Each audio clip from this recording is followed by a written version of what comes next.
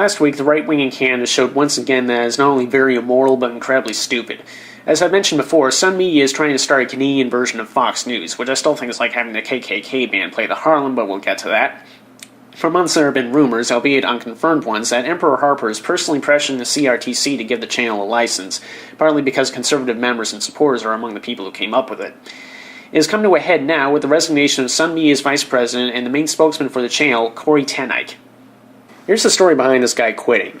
All along, Sun Media, like Fox News, has been claiming to be the voice of conservatives wanting a so-called balanced approach to the news on TV. We'll leave aside for a moment that the most known presenters on the American version are a borderline sex offender, a cold-blooded lunatic, and an honest-to-God neo-Nazi.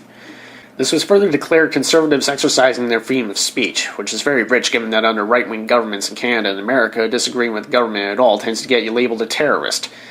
Anyway, when thousands of Canadians, and the CRTC itself, exercised their own freedom of speech and made it very clear they don't want to have Sun News forced on them, many of their lackeys did what neocons do best, fudge the facts and call them traitors, socialists, and even anti-Semites. This included their vice president, whose other main job has been Stephen Harper's propaganda arm, as well as one of the guys most responsible for the Prime Minister's office being a virtual dictatorship these days.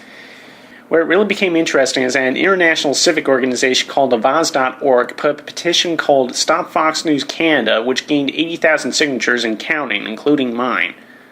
Despite claiming to care about democracy and what Canadians really want, Sun News responded by suing Avaz and ordering the petition removed.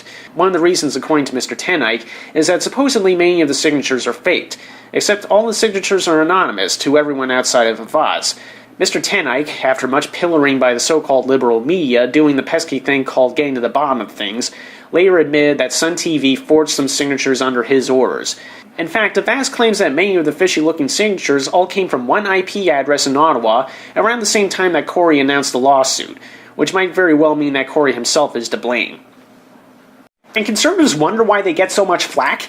What's the matter with you people? There's nothing liberal about not bullying people, not throwing temper tantrums at random, not lying, and not breaking the law. It's what you're supposed to do as an adult. If I'd acted like this as a kid, my dad would have kicked my ass. And I might add, he eagerly called himself a conservative until you guys showed up. This is the reason why Sun Media's other operations are millions of dollars in the hole. Most Canadians are not only not conservative, but they're educated and civilized people. So if you want to get your way and be treated with respect, it's very simple. Clean up your act. Enough said.